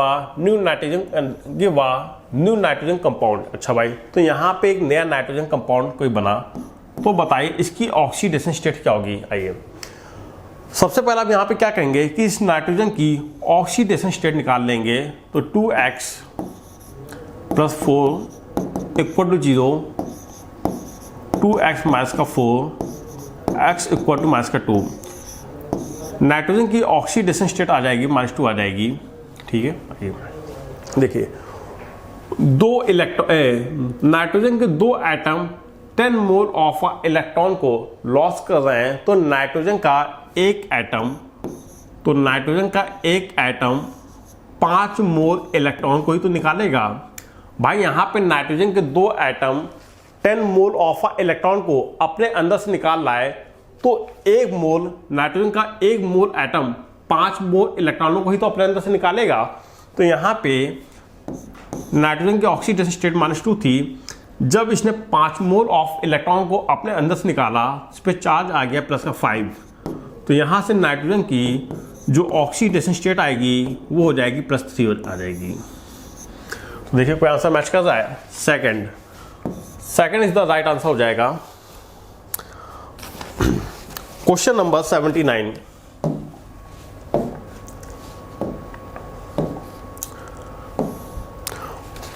butter is an example of. ये आपको याद होना चाहिए कि जो बटर होता है वो किसका एग्जाम्पल होता है? बटर जो होता है वो जेल का एग्जाम्पल होता है। Butter is an example of a gel. Question number 80।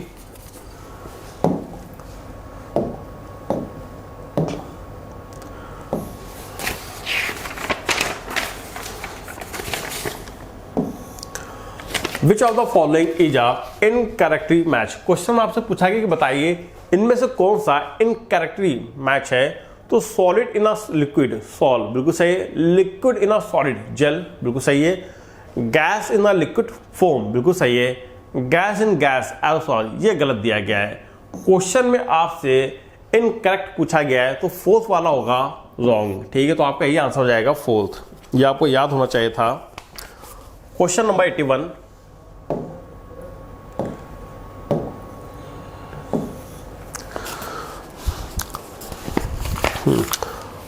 when CH2 double bond CH single bond COOH is reduced with a lithium aluminum hydride, the compound obtained। देखिए होता क्या है कि जो लिथियम एल्यूमिनियम हाइड्राइड होता है ये एक रिड्यूसिंग एजेंट होता है जो कि कार्बन टू ऑक्सीजन बॉन्ड को रिड्यूस कर देता है, but carbon to carbon double bond को रिड्यूस नहीं कर पाता है। जब आपने CH2 डबल बॉन्ड CH और इसके ऊपर आपने डाला लिथियम एल्यूमिनियम हाइड्राइड डाला, जो कि एक रिड्यूसिंग एजेंट होता है।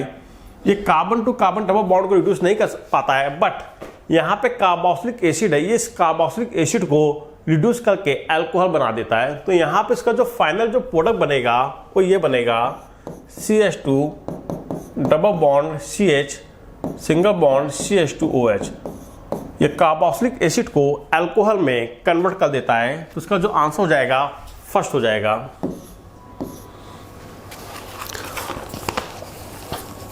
Next question number 82,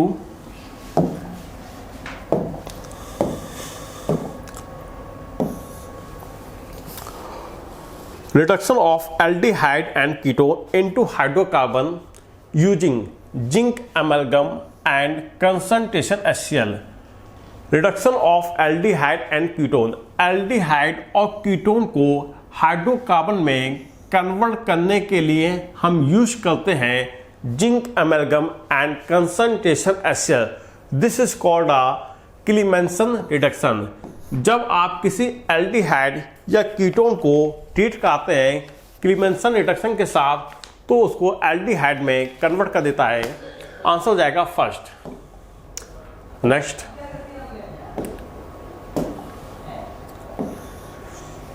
consider the following reaction. यहां पे आपको रिएक्शन दी गई है और क्वेश्चन में आपसे फाइनल प्रोडक्ट जेट की वैल्यू है, जेट का पूछा गया कि जेट यहां पे क्या होगा. आइए, इथेनॉल, यहां पे आपको इथेनॉल दिया गया है C2H5OH. जब आप इसको ट्रीट कराया PbR3 के साथ, तो यहां से OH बाहर निकल जाएगा और उसके स्थान पे आ जाएगा Br आ जाएगा, तो ये बन जाएगा C2H5Br. ये बना लेगा अपना ब्रोमाइड, बना लेगा एल्किल ब्रोमाइड बन जाएगा. अब आपने यहाँ पे ब्रोमो एल्केन की रिएक्शन करा दिया अल्कोहलिक KOH के साथ. जो अल्कोहलिक KOH होता है ये एक स्ट्रॉन्ग बेस होता है. ये क्या करता है, यहाँ पे हो जाता है एलिमिनेशन हो जाता है, तो यहाँ पे एल्कीन का फॉर्मेशन होगा. अब ये बना लेगा, यहाँ पे एल्कीन का फॉर्मेशन हो जाएगा. जब आप एल्किल हैलाइड के ऊपर अल्कोहलिक KOH को डालेंगे जो कि एक स्ट्रॉन्ग बेस होता है, तो यहाँ पे एलिमिनेशन होता है और एल्कीन का फॉर्मेशन होता है. अब आपने एल्कीन पे की रिएक्शन करा दिया H2SO4 in presence of water. यहाँ पे एल्कीन में अब आप वाटर का एडिशन कराएंगे तो यहाँ पे फॉर्मेशन हो जाएगा अल्कोहल का. एल्कीन में आपने वाटर का एडिशन कराया तो फॉर्मेशन हो जाएगा अल्कोहल का बनेगा. तो यहाँ पे हो जाएगा CH3CH2OH. अब ये बन जाएगा अल्कोहल. तो आंसर हो जाएगा इसका फोर्थ.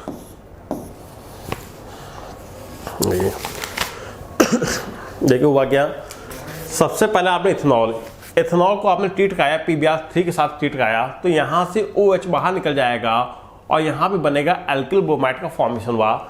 जब आपने एल्किल ब्रोमाइड के ऊपर स्ट्रॉन्ग बेस अल्कोहलिक KOH डालेंगे तो यहाँ पे हो जाता है एलिमिनेशन हो जाता है और यहाँ पे बन जाती है एल्कीन. तो यहाँ पे जो Y बनेगा वो आपका एल्कीन बनेगा.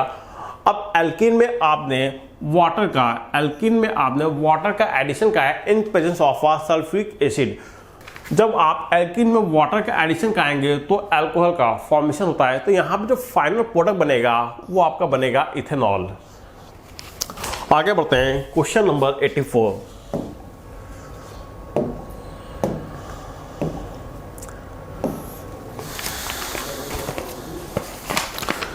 Phenol is heated with a solution of mixture of potassium bromide and KBrO3, the major product obtained in the above reaction.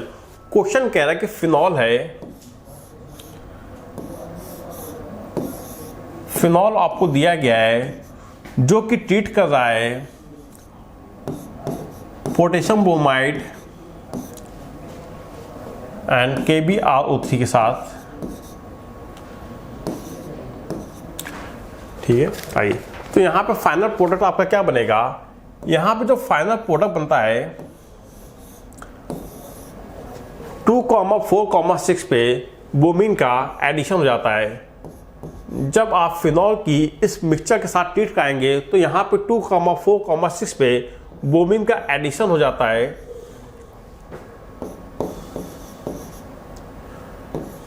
और फाइनल प्रोडक्ट आपका ये बनेगा 1, 2, 3, 4, 5 और 6.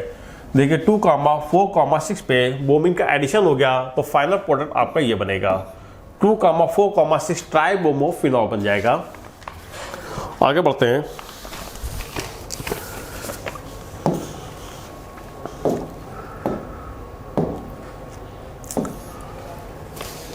In a FCC system, X and Y atom, Y are at corner of the unit cell if one Y atom is a missing। Question ने कहा है कि यहाँ पर वन वाई एटम मिसिंग हो रहा है फ्रॉम द वन कॉर्नर, एक कॉर्नर से वाई एटम की मिसिंग हो रही है of each cell, the expected formula. और क्वेश्चन आपसे यहाँ पे एक्सपेक्टेड फॉर्मूला पूछा है। हमारे पास यहाँ पे एक यूनिट सेल है, ये आपको एक ट्यूब दिया गया है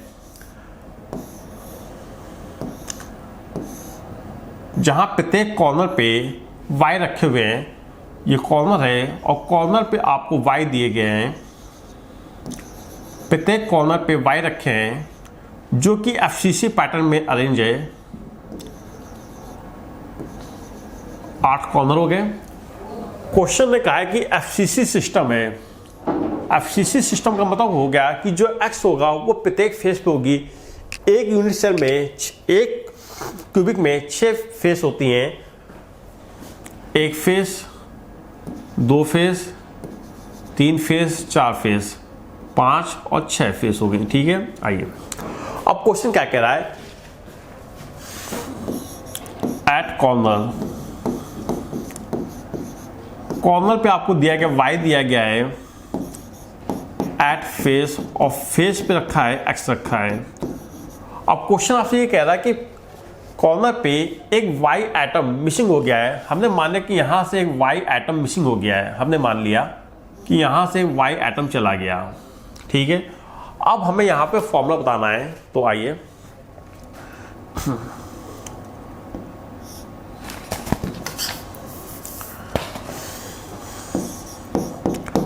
एट वाई कहाँ पे रखा है, कॉर्नर पे रखा है। टोटल 8 कॉर्नर होते हैं जिसमें से एक मिसिंग हो गया तो यहाँ पे 7th हो जाएगा और कॉर्नर वाले का कॉन्ट्रीब्यूशन होता है 1/8 होता है। तो यहाँ पे जो x, यहाँ पे जो y आएगा वो आ गया 7/8 आ गया। ठीक है, अब बात कर लेते हैं x की। x प्रत्येक फेस के सेंटर पर रखा है, 6 फेस होती हैं और फेस का जो कॉन्ट्रीब्यूशन होता है 1/2 होता है। तो यहाँ पे x आ गया, 3 आ गया।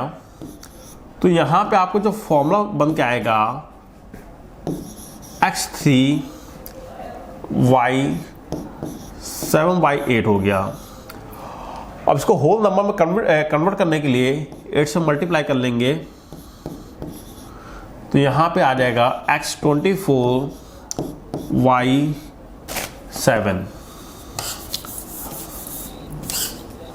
तो ये आपको बन जाएगा x24 y 7। ये आपका आ जाएगा, फॉर्मूला आ जाएगा। यस, फर्स्ट होगा।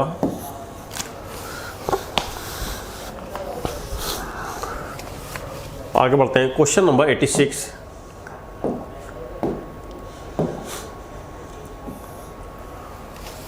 The unit cell of NaCl has a lattice point. Question ने आपसे NaCl में टोटल लैटिस पॉइंट पूछे हैं। NaCl, जो NaCl होता है ये AB टाइप का होता है, AB टाइप का होता है। NaCl में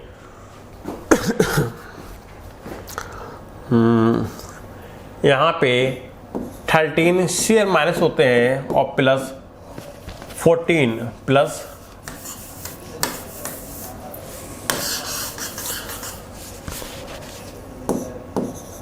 13 Cl माइनस लैटिस पॉइंट होते हैं plus 14 Na plus lattice point होते हैं। अगर बात की जाए टोटल 27 लैटिस पॉइंट होते हैं। NaCl में टोटल 27 लैटिस पॉइंट होंगे। आंसर हो जाता है 4th। Question number 87।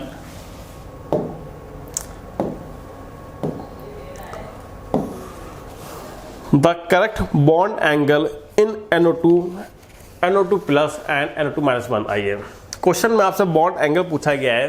तो भाई बॉन्ड एंगल निकालने के लिए जो बॉन्ड एंगल होता है वो लोन पेयर के इनवर्स होता है। तो यहाँ पे आप देखेंगे, यहाँ पे NO2 प्लस का जो हाइब्रिडाइजेशन होगा वो sp हो जाएगा, इसका हाइब्रिडाइजेशन sp होगा। मतलब यहाँ पे इनके बीच का जो बॉन्ड एंगल होगा 180 डिग्री होगा। NO2 इसका हाइब्रिडाइजेशन हो जाएगा, sp2 हो जाएगा, और इनके बीच का जो बॉन्ड एंगल होता है 120 होता है।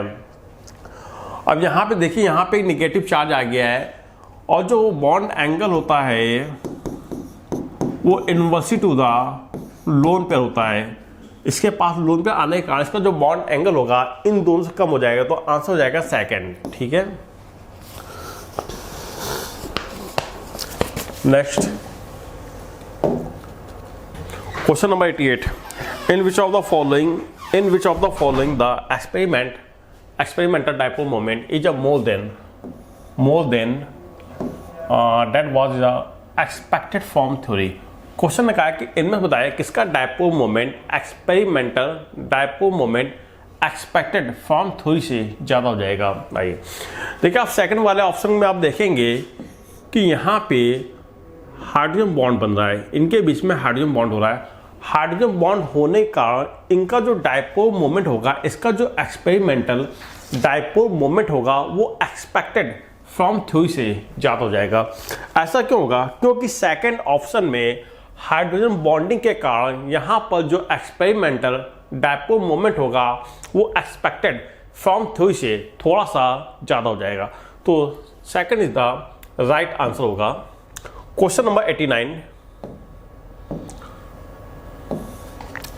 क्वेश्चन नंबर 89 में क्या है कि the major product of the following dehydration. Question ने कहा है कि यहाँ पर यदि हम इसका डिहाइड्रेशन करवाते हैं तो मेजर प्रोडक्ट क्या बनेगा? डिहाइड्रेशन का मतलब होता है रिमूवल ऑफ वाटर। जब यहाँ से वाटर का रिमूवल होगा तो एल्कीन का फॉर्मेशन होगा। हम यहाँ पे करवाएंगे एलिमिनेशन। आइए चेक कर लेते हैं।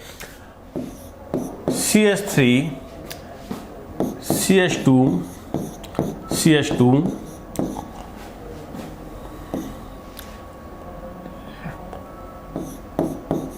ब्यूटेनॉल दिया गया है और हमने इसका करवा दिया dehydration in present of sulphuric acid.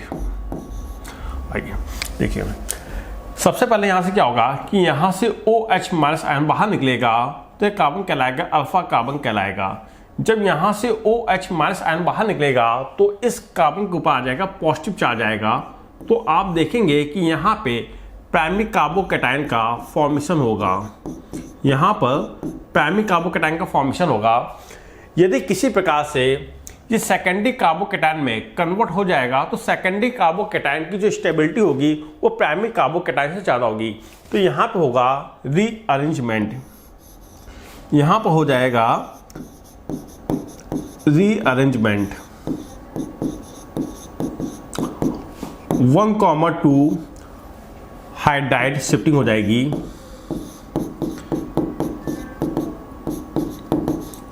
One comma two hydride shifting होगी तो यहाँ पे आपको सेकेंडरी कार्बोकैटायन प्राप्त हो जाएगा।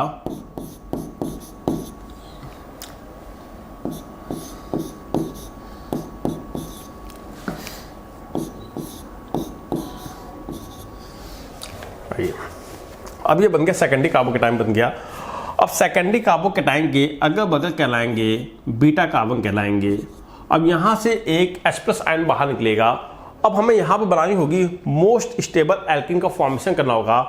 अगर यहाँ से H+ आयन बाहर निकलेगा तो ये हो जाएगा। अब देखिए यहाँ पे दो प्रकार की एल्कीन बन सकती है। एक तो आप यहाँ से H+ आयन को निकाल सकते हैं, दूसरा आप यहाँ से निकाल सकते हैं। जब आप यहाँ से H+ आयन को निकालेंगे तो मोस्ट स्टेबल एल्कीन का फॉर्मेशन हो जाएगा। तो यहाँ पे आपको जो मेजर प्रोडक्ट बनेगा वो ये बनेगा। ठीक है, तो चेक कर लीजिए कौन सा आंसर मैच कर रहा है। First answer the right answer हो जाएगा। आइए आगे बढ़ते हैं। Question number 90।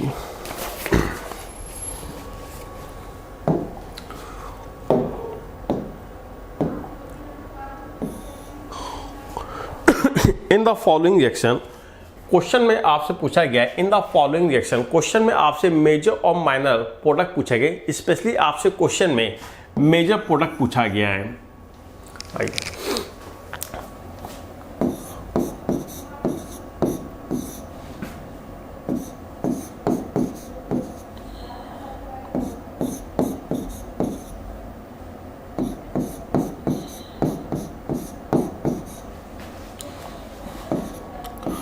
हमने यहाँ पे ले लिया एसिडिक वाटर ले लिया, तो इलेक्ट्रोफिलिक एडिशन होगा, ये पाई बॉन्ड टूटेगा और टूट के इस वाले कार्बन पे शिफ्ट हो जाएगा, तो यहाँ पे सेकेंडरी कार्बोकैटायन का फॉर्मेशन होगा। अब यहाँ भी रीअरेंजमेंट होगा, बट आप यहाँ पे देखेंगे कि इसके पास कोई भी हाइड्रोजन नहीं है, तो यहाँ पे जो रीअरेंजमेंट होगा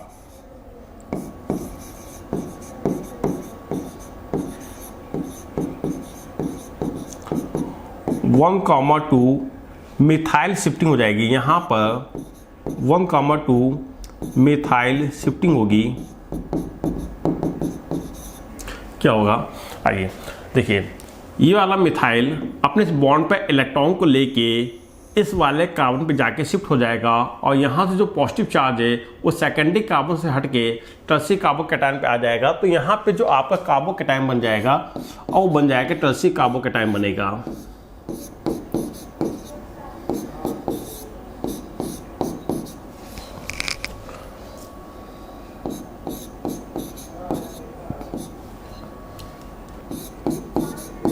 ठीक है, तो फर्स्ट स्टेप में यहाँ पे क्या हुआ, इलेक्ट्रोफाइल ने आके अटैक किया, तो यहाँ पे हो गया CH3 हो गया। अब यहाँ पे आपका बन गया सेकेंडरी कार्बोकैटायन बन गया। अब सेकंड स्टेप में OH- आयन आएगा और अटैक करेगा। तो यहाँ पे अब आपका जो फाइनल प्रोडक्ट बनेगा वो ये बन जाएगा।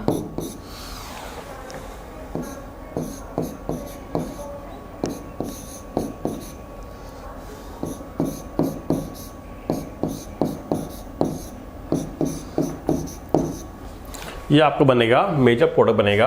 देखिए यहाँ पे क्या सेकेंडरी अल्कोहल है, टर्शियरी अल्कोहल होगा। यस, फर्स्ट आइए क्वेश्चन नंबर 91।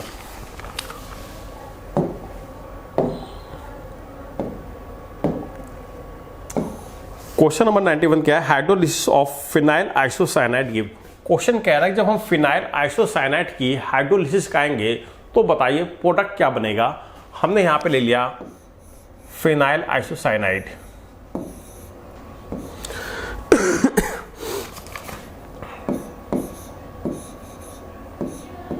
ये फिनाइल आइसोसाइनाइड है, इसकी हमने कहा दिया हाइड्रोलिसिस कहा दिया। जब आप फिनाइल आइसोसाइनाइड की हाइड्रोलिसिस कराएंगे तो यहां बनेगा प्राइमरी एमीन का फॉर्मेशन होता है प्लस फॉर्मिक एसिड बनेगा, प्लस फॉर्मिक एसिड का फॉर्मेशन होगा। उसका तो राइट आंसर हो जाएगा सेकंड हो जाएगा। जब आप फिनाइल आइसोसाइनाइड की हाइड्रोलिसिस कराते हैं तो प्राइमरी एमीन का फॉर्मेशन होता है प्लस फॉर्मिक एसिड बनता है, प्लस फॉर्मिक एसिड बनेगा। Question number 92।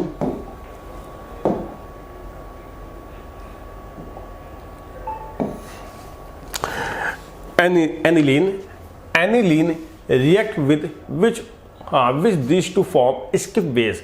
क्वेश्चन कह रहा है कि एनिलीन जब रिएक्ट करता है, एनिलीन जब रिएक्ट करेगा तो इसके बेस का फॉर्मेशन होता है। एनिलीन जब बेंजल्डिहाइड के साथ रिएक्ट करता है, एनिलीन जब बेंजल्डिहाइड के साथ रिएक्ट करता है तो इसकी बेस का फॉर्मेशन होता है। तो आंसर हो जाएगा आपका सेकंड हो जाएगा। एनिलीन की रिएक्शन जब आप बेंजल्डिहाइड के साथ कराएंगे तो इसकी बेस का फॉर्मेशन होता है। नेक्स्ट,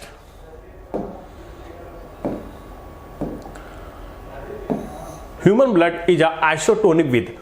ह्यूमन ब्लड, जो ह्यूमन ब्लड होता है ये 0.156 molar of NaCl and 0.91% NaCl weight by volume के साथ आइसोटोनिक सॉल्यूशन बनाता है। जो ह्यूमन ब्लड होता है 0.156% मोलर सॉल्यूशन एंड 0.91% NaCl के साथ आइसोटोनिक सॉल्यूशन बनाता है। तो इसका आंसर हो जाएगा बोथ 1 एंड सेकंड दोनों ही सही हैं।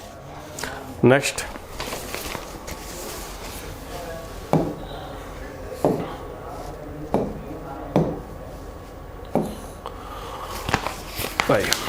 Benzene and टॉलिन form nearly ideal solution.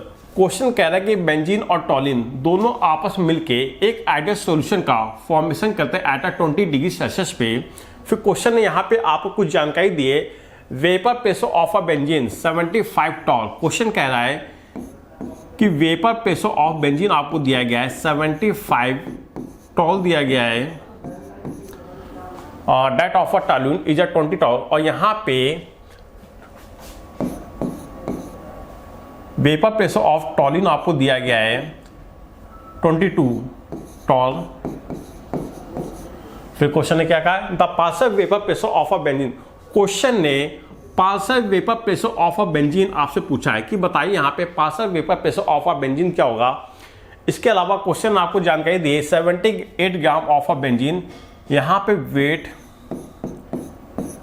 Of benzene दिया गया है 78 ग्राम एंड वेट ऑफ टॉलिन, और यहाँ पे आपको वेट ऑफ टॉलिन दिया गया है 46 ग्राम दिया गया है, और हमें निकालना है partial vapour pressure of a benzene. आइए, तो partial vapour pressure of benzene equal to हो जाएगा mole fraction of benzene into vapour pressure of benzene.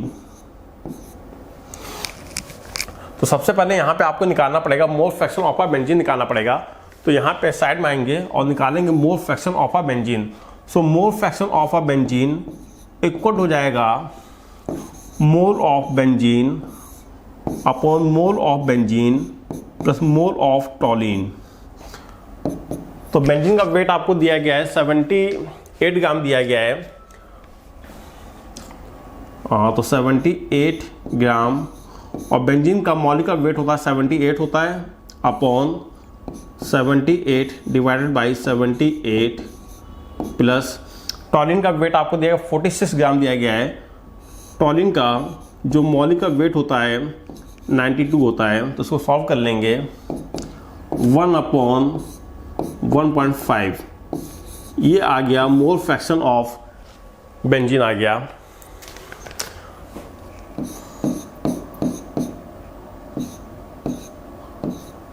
तो मोल फ्रैक्शन ऑफ बेंजीन आ गया 1 upon 1.5 into P not be की वैल्यू आपको दी गई 75 toll दिया गया है, 75 टॉल दिया गया है।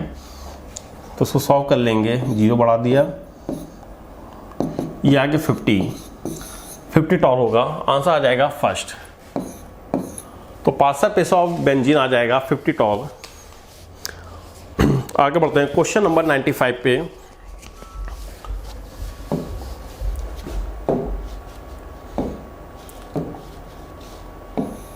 Question number 95, ammonium nitrate decompose on heating into.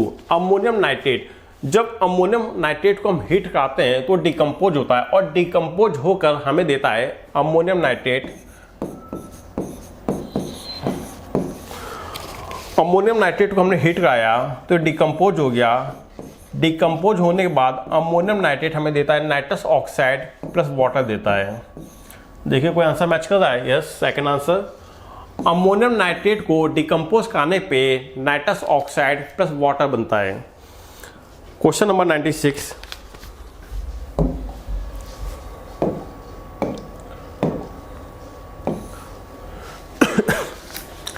when sulfur dioxide is passed through a acidified potassium dichromate solution। Potassium dichromate solution में जब आप एसिडिफाइड पोटेशियम डाइक्रोमेट सॉल्यूशन में सल्फर डाइऑक्साइड गैस को पास करते हैं तो ये बनाता है क्रोमियम सल्फेट। तो ये बनाएगा क्रोमियम सल्फेट का फॉर्मेशन होता है,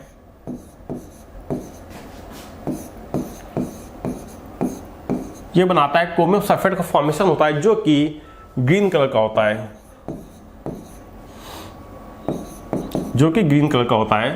तो यहाँ पे आंसर हो जाएगा इसका फोर्थ हो जाएगा। ध्यान रखिएगा, जब पोटेशियम डाइक्रोमेट में सल्फर डाइऑक्साइड को पास कराते हैं तो क्रोमियम सल्फेट का फॉर्मेशन होता है जो कि ग्रीन कलर का होता है। Question number 97, colour of iodine solution is a disappear by shaking it with aqueous solution of a.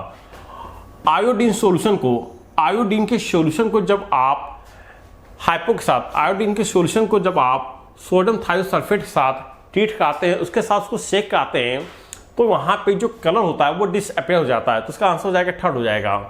Question में यही दिया गया कि आयोडीन का एक सॉल्यूशन है जिसका कलर डिसअपियर हो रहा है, किसके साथ? Na2H2O हाइपो के साथ ट्रीट करने पे जो आयोडीन का जो सॉल्यूशन है इसका कलर डिसअपियर हो जाएगा। आंसर हो जाएगा थर्ड। क्वेश्चन नंबर 98,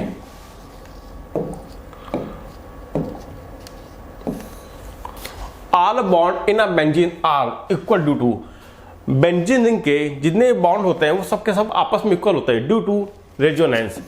रेजोनेंस के द्वारा बेंजीन रिंग के जितने भी बॉन्ड होते हैं वो सब आपस में इक्वल होते हैं। क्वेश्चन नंबर 99,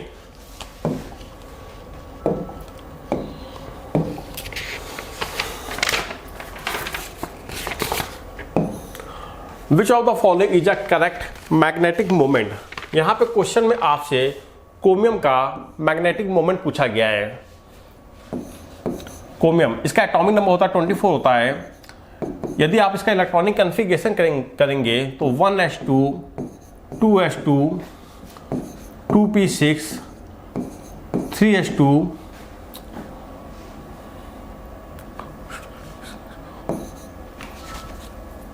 3p6 4s1 और 3d5 होता है। यहाँ पे एक्सेप्शन होता है कि एस सबसेल का एक इलेक्ट्रॉन डी सबसेल में चला जाता है। तो यहाँ पे आप देखेंगे इसके पास एस सबसेल में एक अनपेयर्ड इलेक्ट्रॉन है और डी सबसेल में 5 अनपेयर्ड इलेक्ट्रॉन हैं।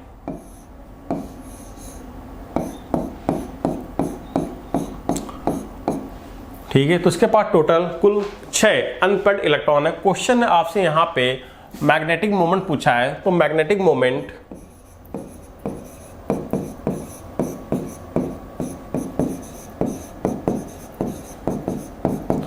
Equal to under root N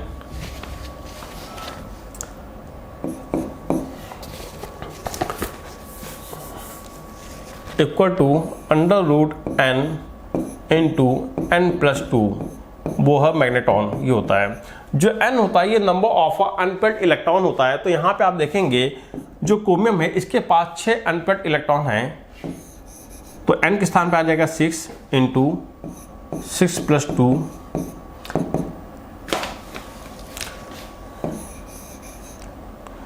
48 Bohr magnetron. जब आप इसका अंडर रूट हटाएंगे तो ये आ जाएगा अप्रॉक्स 6.93 बोहर मैग्नेट्रॉन।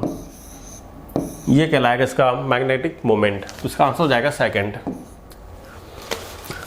आगे बढ़ते हैं क्वेश्चन नंबर 100।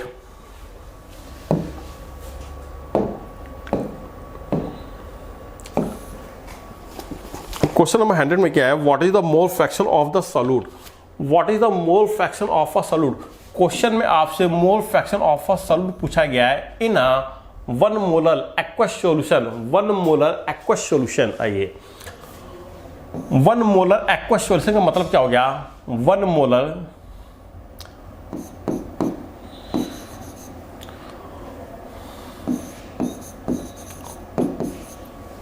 मोलर को हम डिफाइन करेंगे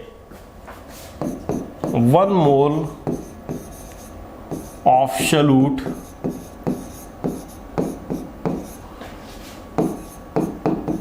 dissolved in 1000 gram of solvent. तो देखिए यहां से हमें 2 जानकारी मिल गई। 1 मोलर ऑफ सॉल्यूट का मतलब कि यहां पर 1 मोल of solute dissolve in 1000 gram of a solvent. तो यहां से आपको 2 जानकारी मिल गई। पहली जानकारी हमें मिली कि सॉल्यूट का 1 मोल आपको दिया गया है और यहाँ पे जो सॉल्वेंट है जो वाटर है, वाटर का जो वेट है वो आपको दिया गया है 1000 ग्राम दिया गया है। और क्वेश्चन ने आपसे mole fraction of the solute पूछा है। So mole fraction of a solute equal to हो जाएगा mole of solute upon mole of solute plus mole of solvent. आइए तो मोल ऑफ सॉल्यूट कितना आ गया। मोल ऑफ सॉल्यूट 1 मोल आ गया। मोल ऑफ सॉल्यूट आपको 1 दिया गया है अपॉन 1 प्लस। अब हमें यहाँ पे निकालना मोल ऑफ सॉल्वेंट निकालना। सॉल्वेंट क्या, वाटर है। तो यहाँ पे आपको वाटर के मोल निकालने पड़ेंगे। वाटर का वेट आपको दिया गया 1000 ग्राम दिया गया है, तो वाटर का मोल निकालेंगे, mole of solvent equal to weight in gram upon molecular weight. Weight है 1000 ग्राम और वाटर का मॉलिक्यूलर वेट होता है 18, तो यहाँ पे मोल ऑफ सॉल्वेंट आ जाएगा 55.5 आ जाएगा। इसको उठा के आप यहाँ पे रखेंगे तो 55.5 इक्वल हो जाएगा 1/56.5, ये आपका आ जाएगा। जब आप इसको सॉल्व करेंगे तो यहाँ पे आपका मोल फ्रैक्शन आ जाएगा 0.0177, ये आपका आ गया मोल फ्रैक्शन, तो इसका आंसर हो जाएगा थर्ड। ठीक है, आइए।